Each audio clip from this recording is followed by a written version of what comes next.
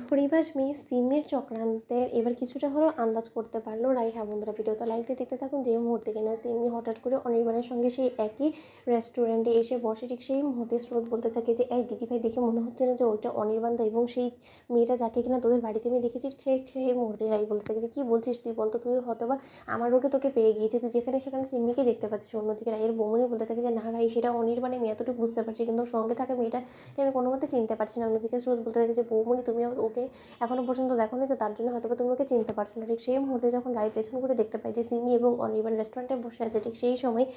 সিমি এবং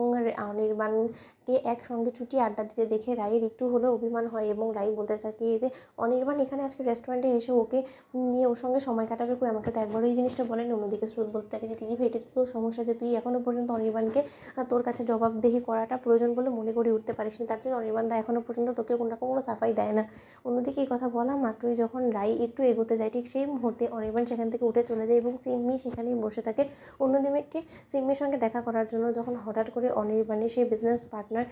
এসে হাজির হয় এবং বসে পড়ে, তখন রাই বলতে থাকে যে কী ব্যাপার, এই লোকটা এখানে কী করছে। অন্যদিকে স্রোত বলতে থাকে যে সত্যি তো অনির্বাণ দা উঠে এখান থেকে চলে গেলো, কিন্তু তার পরবর্তীতে এই লোকটা আবার এখানে এসে বসলো এবং এই লোকটাকে থেকে যতদূর আমার মনে হয় যে ও তো অনির্বাণ দার বিজনেস পার্টনার ছিল, ওর সঙ্গে তুই যখন প্রথম অফিস জয়েন করেছিস তখন তো একটা সমস্যা হয়েছিল, তাই না। অন্যদিকে এই কথা বলা মাত্র রাই বলতে থাকে যে হ্যাঁ, কিন্তু সিম্মির সঙ্গে এই ছেলেটার কি যোগাযোগ সেটাই তো বুঝতে পারছি না। এর সঙ্গে যদি সিম্মির সত্যি যোগাযোগ থেকে থাকে তাহলে তো আমি বলবো যে অনির্বাণের সামনে ঘোর বিপদ, এবং অনির্বাণকে যে করে হোক না কেন এই বিপদের হাত থেকে আমাকে রক্ষা করতেই হবে। কারণ আগেরবার এই লোকটা রীতিমতো অনির্বাণের কাছ থেকে কোটি টাকা আত্মসাৎ করে নিয়ে অনির্বাণকে পথের ভিখিরি বানানোর চেষ্টা করেছিল, এবং এইবার যখন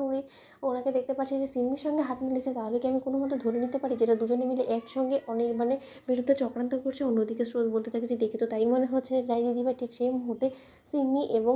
সেই লোকের কথোপকথন শোনার জন্য যখন আরেকটু কাছের টেবিলে গিয়ে রাই বসে, ঠিক সেই মুহূর্তেই